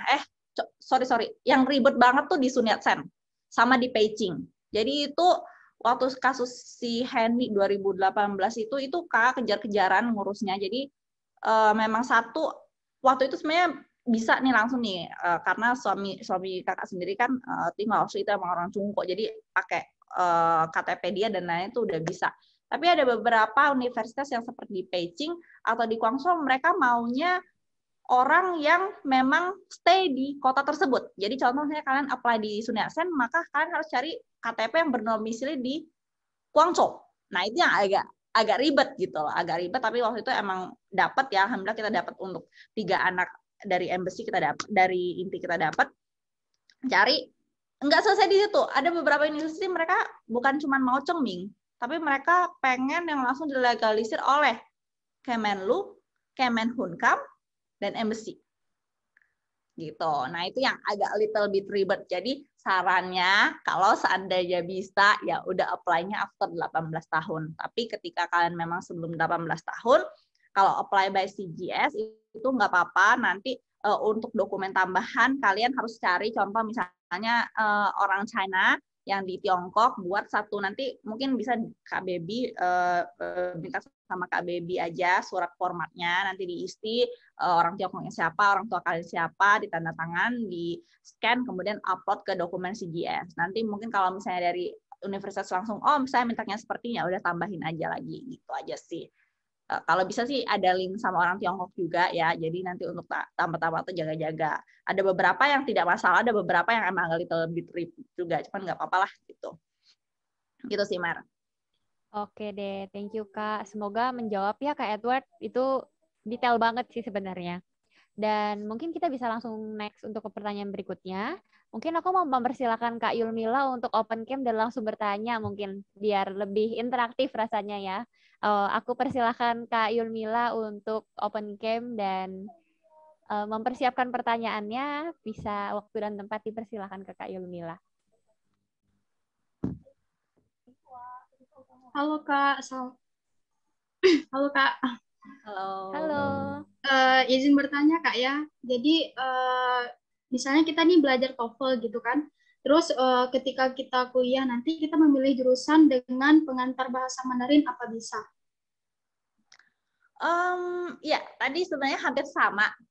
menurut kakak sendiri, kalian bisa apply, tapi untuk requirement setiap tahun itu kan berbeda nih.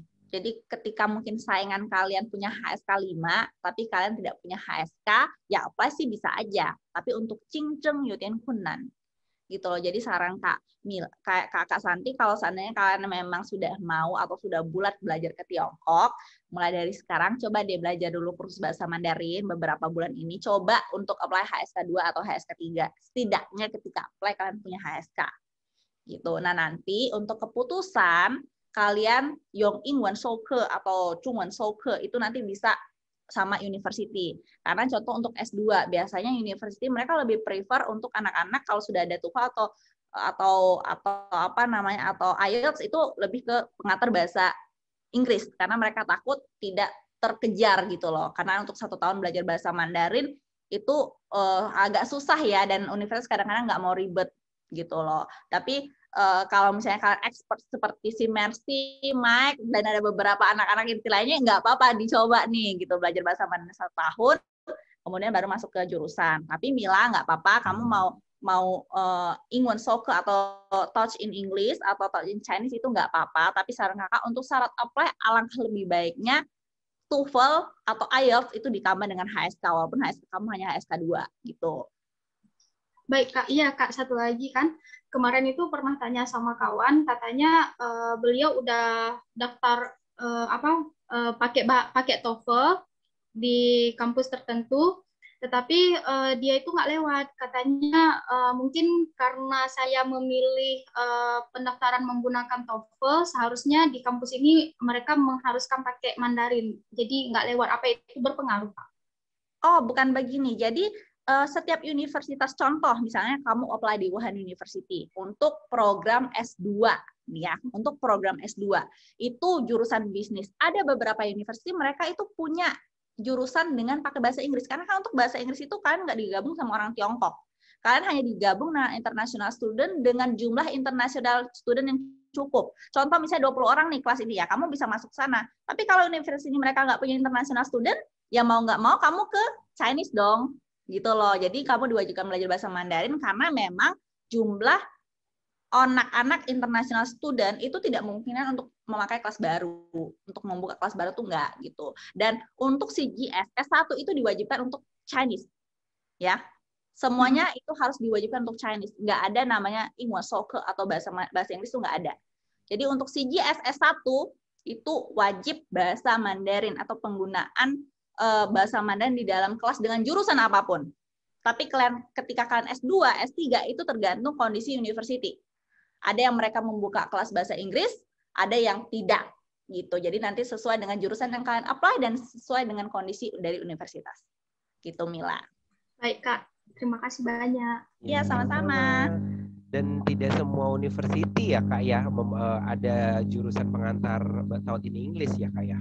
Betul, betul. Dan itu harus diperhatikan sama teman-teman ketika apply gitu. Jadi memang lebih baik apply atau dipersiapkan untuk bahasa Mandarin. Nah, pertanyaan berikutnya kita memberikan pertanyaan langsung juga nih mungkin dari Putri, boleh open cam. Putri, ada? Putri Afril Atania. Boleh bertanya langsung? Jangan malu-malu, ayo kita nggak gigit kok. Ayo Putri, halo.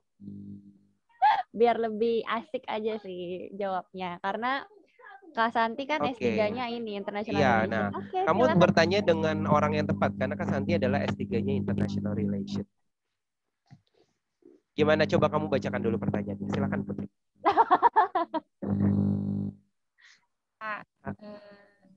Saya itu mempunyai minat di bidang sosial.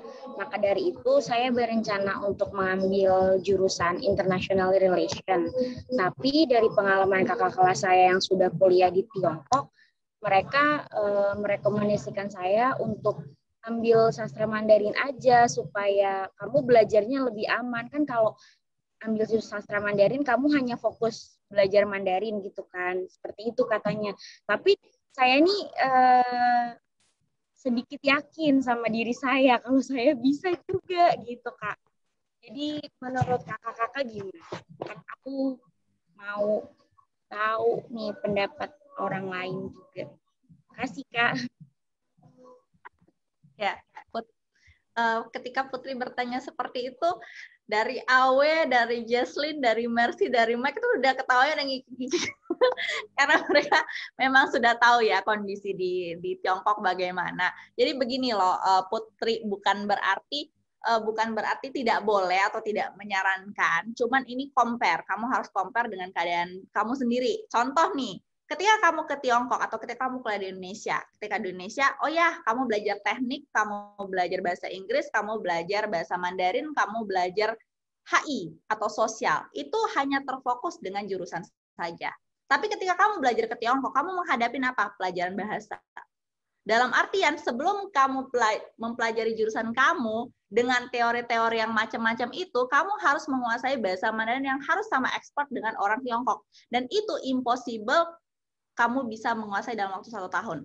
Dalam artian ketika kamu lulus HSK 6, kamu tidak akan mungkin menguasai 100% Chinese language. Itu impossible, ya. Itu impossible. Kecuali memang kamu punya basic dari bayi, atau ketika orang tua kamu keduanya bahasa Mandarin, itu oke. Tapi kalau kamu mulai dari nol, itu tidak bisa. Bukan tidak bisa, tapi kurang menyarankan juga. Atau kalau misalnya pede, ya itu nggak apa-apa, kamu coba dulu. Belajar bahasa Mandarin 1 tahun, setelah itu kamu coba, kamu harus wajib minimal lulus HSK 5.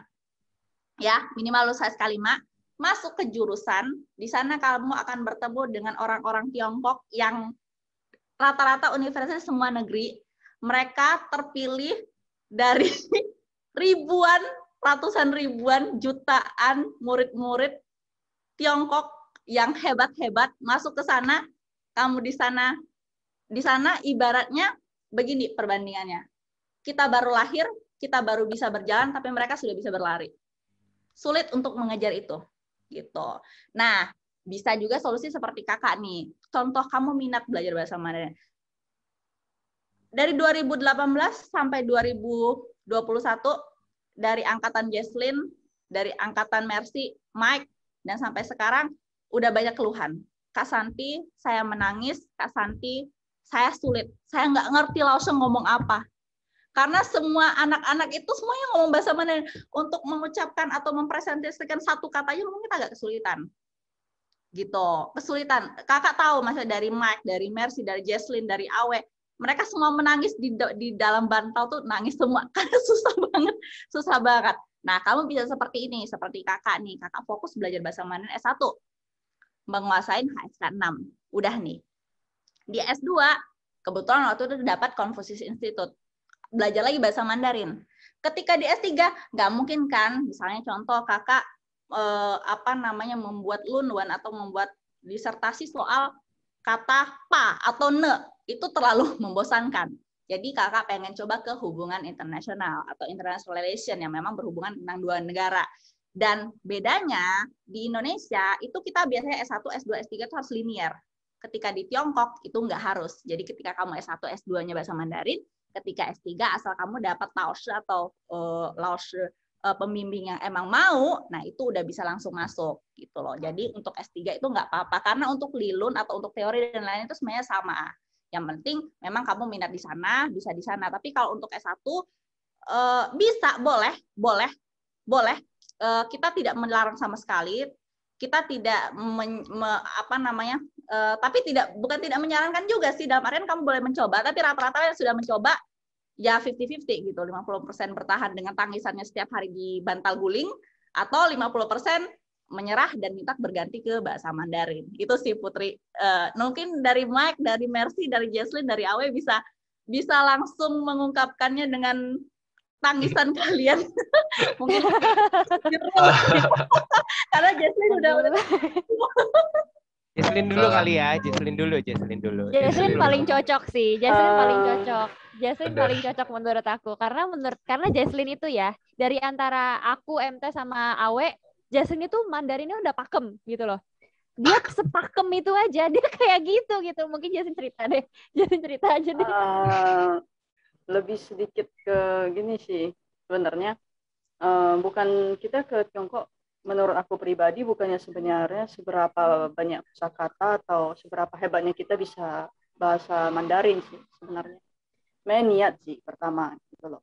Sampai sana mungkin kesulitannya mungkin kita kan setidaknya itu bukan bahasa ibu kita gitu ya, bukan bahasa sehari-hari gitu. Jadi mungkin terkadang kita ada belajar, semuanya beberapa masih banyak mungkin ya, bukan beberapa, masih banyak kosakata yang belum kita kuasai, belum kita ngerti artinya apa gitu. Jadi kesulitannya mungkin di sana, pertama di bahasa. Tapi kalau soal pelajaran, mungkin aku pribadi kan aku langsung masuk ke major ya, masuk ke jurusan. Jadi pembelajaran aku itu udah itu digabung sama murid lokal. Jadi itu sangat sulit sih kalau pelajaran digabung sama murid lokal gitu. Tapi mungkin di beberapa universitas ada beberapa teman juga, mungkin mereka mengambil jurusan yang sama, tapi mereka mempunyai standar dari universitas tersebut antara murid internasional dan murid lokal. Jadi murid internasional ini mereka bisa aja gabung jadi satu kelas murid internasional. Yang lokal ya lokal gitu. Sebenarnya kalau di sekolah aku karena nggak ada standarnya, nggak dibedain, jadi sulitnya di sana. Jadi lebih, kalau untuk murid nasional itu tekanannya berat. Tapi seperti aku matematika, karena kan ada belajar matematika gitu yang ngambil bisnis, tapi gurunya tetap ada kasih kita 1 bulan gitu untuk belajar matematikanya khusus gitu, dibuka kelasnya, dikasih belajar sih gitu. Sebenarnya ya balik lagi ke kita sendiri. Kalau kita memang punya niat, ya otomatis walaupun segimanapun banyaknya tekanan kan pasti tetap kita usahakan kan gitu. Aja sih. Oke deh Jesslyn. Nah itu Jesslyn yang ibaratnya menurut aku Mandarinnya udah pakem banget, terus masuk ke jurusan majornya yang bukan bahasa Mandarin. Nah coba Awe. Awe kan belajar bahasa Mandarin nih, jurusannya bahasa. Ayo silahkan We menceritakan pengalaman. Kalau aku, pengalaman aku emang aku Mandarin mulai dari nol. Jadi sebelum berangkat pun aku sama sekali nggak ada belajar Mandarin. 1 bulan sebelum aku berangkat ke Tiongkok, aku baru mulai belajar bahasa Mandarin. Dan di mana itu aku bener, gimana ya, kayak perjuangan emang beneran nyata gitu ya. Belajar di mana kayak, kan itu emang kita udah libur SMA, udah libur kelulusan. Jadi kita ada kosong sekitar 3 bulan. Jadi kayak aku bagi waktunya malam dari pagi sampai sore itu ya kita kegiatan seperti biasa, malam baru aku kosongin waktu untuk kita belajar bahasa Mandarin. Itu kurang lebih aku lakuin kayak itu selama sebulan, dan aku sampai hari terakhir itu aku cuma berani, kayak aku baru yakinnya level aku paling level HSK 3, dan aku level HSK 3 itu emang beneran nilainya aku nggak bisa bilang memuaskan, tapi itu di atas ekspektasi aku. Emang agak pas-pasan lah nilai, mepet banget. Sampai di sini, ya gimana ya, gurunya ngajar apa aku bener gak ngerti. Waktu pertama kali ya, itu pun gurunya pun kayak, kalau aku flashback sekarang, itu gurunya ngajarnya dengan bahasa yang bener-bener udah simple banget. Kalau aku flashback sekarang ya, beneran itu bahasa mereka simple banget. Dan di saat itu pun aku nggak ngerti satupun. Kayak kata-katanya mereka itu cutinya apa, detailnya apa, aku nggak ngerti. Bener, bukannya aku kayak membesar-besarkan, tapi emang sebesar itu masalahnya kalau untuk bahasa. Beneran gede. Dan ada satu lagi, maksudnya di luar bahasa, kita pas belajar itu ada tekanan, ada yalinya. Itu menurut aku tuh hal satu fame yang gede. Kayak saat kita belajar, kita nggak cuma belajar dengan diri kita sendiri. Di kelas itu ada teman-teman kita yang lain. Dan menurut aku itu sangat-sangat berpengaruh besar juga. Tapi bener, aku juga setuju kata yang Jesslyn bilang. Kalau emang ada niat, pasti ada jalan. Bener, itu yes. Benar sih, itu aku setuju. Ya apa ya, kita sharing di sini bukan buat nakut-nakutin kamu ya Putri, bukan gitu. Ya, cuman kayak sharing aja gitu. Karena apa ya, aku awalnya kayak misalkan aku dengan gak ada basic Mandarin, aku belajar setahun ngejar HSK 5, dan setelah masuk ke kelasnya aku kaget. Aku kan jurusan jurnalis. Jurnalis itu ya kalau dibilang international relation ya standarnya agak di bawah, karena kita enggak terlalu banyak ngamatin politik. Bahasa Mandarin kan enggak, cuman kita juga dituntut untuk mengetahui banyak kosakata gitu. Dan kalau misalkan aku boleh sharing nih, teman aku ada yang international relation, tapi dia udah HSK 6. HSK 6 nilai dia bagus banget, 260-an lolosnya dari maksimum 300, dia S1, dan dia HSKK itu untuk yang berbicaranya, itu dia juga nilainya bagus, udah 80-an. Tapi pas dia masuk ke international relation sekarang, itu dia juga kewalahan. Walaupun ibaratnya kita tuh banyak untuk bikin paper. Jadi kegiatan dia international relation S1 itu sama seperti aku S2. Ujian ada yang kita harus hafal ada. Tapi dia juga banyak untuk nulis paper. Dan apa ya? Kalau dari dianya sendiri sih, dianya masih bisa untuk ngejalanin, cuman kadang-kadang berasanya agak sia-sia gitu. Karena tugas dia sekarang dia cuman pengen bisa lulus. Padahal menurut aku kita udah jauh-jauh ke Tiongkok, yang harus kita dapetin itu sebenarnya gimana caranya kita bisa lancar bahasa Mandarin dan ngerti budayanya. Karena apa yang kita pelajari kadang dia 1 sama S2 berupa teori itu kadang nggak kepake di dunia nyata. Itu memang tuntutan untuk kita lulus aja gitu loh di sini. Itu sih kalau dari aku. Nah, dari MT gimana, Teh? Gimana ya? Jujur aku orangnya salah satu yang prinsip yang aku pegang adalah well prepared gitu. Aku percaya keajaiban itu datang kepada yang siap sedia gitu. Walaupun aku udah siap sedia aja, kadang keajaiban itu nggak datang, guys. Gimana kalau kalian nggak siap sedia gitu? Jadi aku sejujurnya ketika aku udah berpikir untuk mempersiapkan mengambil beasiswa ke Tiongkok, aku udah belajar 1 tahun dulu kurang lebih seminggu 2 kali. Memang sih kayak itu kayak after kerja gitu ya, jadi kayak malam nggak terlalu fokus lah, sekitar 1 jam atau 1,5 jam gitu seminggu 2 kali, dan itu mungkin hanya setara sekitar apa ya, aku belum pernah tes HSK gitu, jadi kayak aku cuma belajar 1 buku lah kurang lebih, 1 buku habis gitu. Atau 1,5 buku, aku lupa pada saat itu. Dan kebetulan setelah itu dalam 1 tahun pertama kebetulan aku diberikan kesempatan untuk belajar 1 tahun bahasa gitu.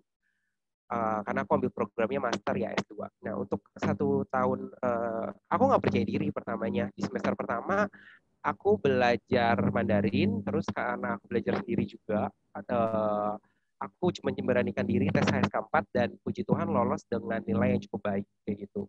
Jadi semester keduanya aku langsung loncat ke Chongqi atau ke Chinese Intermediate itu. Di situ benar-benar surprisingly sih, kayak semuanya hostnya tuh udah ngomong benar-benar dalam bahasa Mandarin full, ada sesi presentasi, udah PR-nya bukan yang kayak ngisi fill in the blanks gitu, tapi kalian yang udah kayak pau kau yang udah kayak presentasi, terus udah yang kayak bikin esai kayak gitu-gitu, dan itu baru kelas persiapan bahasa guys, itu belum kuliah kayak gitu loh. Dan ketika aku mau memasuki kuliah di mana aku sudah memilih untuk mentor atau profesor aku, itu juga aku nge-approach-nya kirim email panjang, dan tiba-tiba diangkat telepon, itu nervous guys, kayak gila ini ngomong sama profesor kayak gitu, yang nggak tahu nih dia bakal gimana denger accent aku yang belum pernah ke China gitu, apakah nanti aku bakal reject. Habis itu kita set interview, dia nanya banyak tentang background aku, latar belakang aku kayak gitu. Dan kalian bisa bayangin guys, buat kalian yang mau kuliah di Tiongkok dan mungkin memilih jurusan tertentu, percaya diri itu boleh, punya punya keyakinan itu boleh, tapi tetap harus realistis dan juga diimbangi dengan kemauan atau kegigihan yang kuat. Karena tetap ketika kuliah di luar negeri, kalau menurut aku yang paling besar adalah yang kalian punya adalah kegigihan dan adaptasi banget sih, kayak gitu. Kalian bayangin kayak di momennya, aku nggak tahu ya, mungkin Jesslyn sama Awe udah kuliah ya sekarang ya. Tapi di sisinya aku selama pandemi ini, di mana orang-orang mungkin kuliah online dan demotivasi atau mungkin memilih nggak lanjut kuliah dulu atau cuti dulu, tapi aku benar-benar harus achieve HSK 5 atau aku harus lolos dengan baik gitu loh. Aku harus belajar bahasa baru dan dengan kondisi yang environment yang nggak mendukung, nggak di China tapi di online kayak gitu. Itu harus dipaksain, dicekokin tiap hari tuh, bukain vocab, hafalin tiap hari itu, kayak kok gini amat ya. Kadang tuh kayak kok begini banget hidup gue maksudnya di antara teman-teman yang mungkin bisa nonton movie atau Netflix. Dan itu ya itu memang harus yang dipertaruhkan, itu yang harus dikorbankan. Gitu kalau dari aku sih. Jadi apapun pilihan kamu, boleh kamu percaya diri atau gimana, tapi tetap harus realistis, apalagi terhadap sesuatu yang kamu belum pernah coba atau pelajari gitu. Kecuali Putri udah ada HSK 3 atau HSK 4, mungkin kamu mau ke international relation, boleh kamu karena udah tahu nih kamu suka dengan bahasa Mandarin, ya mungkin jadi lebih yakin. Tapi kalau buat teman-teman yang belum pernah belajar bahasa Mandarin, terus memilih jurusan yang kayak teknik atau yang lain-lain, lebih baik dari sekarang mempersiapkan diri dengan senjata dan amunisi, berbagai amunisi yang ada. Itu sih Mer kalau dari aku. Itu bagus banget kan kata-katanya Mike ini luar biasa. Kita kasih tepuk tangan dulu. Luar biasa guys, benar-benar. Iya, luar biasa. Ya, karena yang kalian pikirkan, aku juga dulu idealis kok. Aku maunya ini, serius. harus ini. Wah, iya. Kasih tahu lah. Iya, ya kamu juga tahu aku lah. Kamu juga tahu aku lah. Aku lebih gila lagi, aduh. Gitu loh, orang-orang yang punya kegigihan yang bisa ini guys, yang bisa survive. Iya, ya yosu lah. Intinya kalau mau ke Tiongkok harus siap gila dulu. Atau baru bisa ke sana. Karena aku setuju. Menurut kakak sendiri udah gila nih. Ya, pejuang ya. Kalian semua pejuang ya. Memang berani mempelajari satu bahasa atau itu merupakan tantangan hidup. Cuman ingat, dari kakak sendiri, kakak merasa bahwa Mandarin, budaya Tiongkok, dan China sendiri merubah hidup kakak. Dan menurut kakak sih, kalian juga pasti akan merasakan hal itu. Karena ketika kalian tahu Tiongkok, mempelajari budaya mereka, menguasai bahasa mereka, pulang ke Indonesia, wah, itu udah ibaratnya kalian itu seperti cabai di harga pas lebaran. Mahal sekali.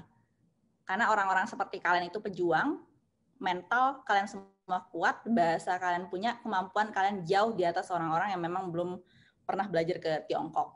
So, itu masa depan kalian, tetap berjuang, tetap semangat, jangan pernah menyerah, dan kalian semua itu hero untuk Indonesia.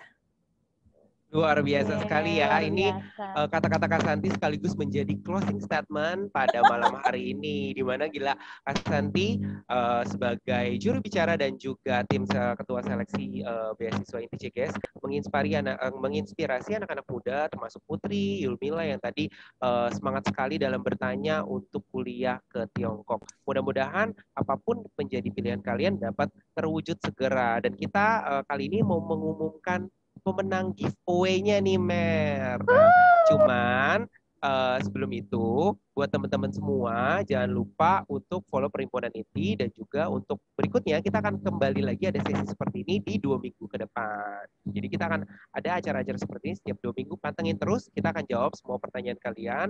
Yang belum terjawab jangan berkecil hati, bisa pantengin terus kayak gitu. Nah, siapa nih Mer pemenang giveaway-nya? Kita sudah menentukan salah satu pemenang giveaway yang beruntung di malam hari ini. Oke, pemenangnya adalah ketok dulu. Harus takunya Awe, mana nih takunya Awe? Oke deh, untuk pemenang giveaway malam ini adalah selamat untuk Putri Afrial Atania. Nanti kamu dapat hoodie gratis, hoodie-nya kita, hoodie Indonesia Berbakti. Nanti untuk alamat dan nomor segala macamnya bisa langsung konfirmasi ke tadi mana nomornya? Iya, Perhimpunan Inti. Mana nomornya, Teh? Ya, boleh mungkin diketik lagi.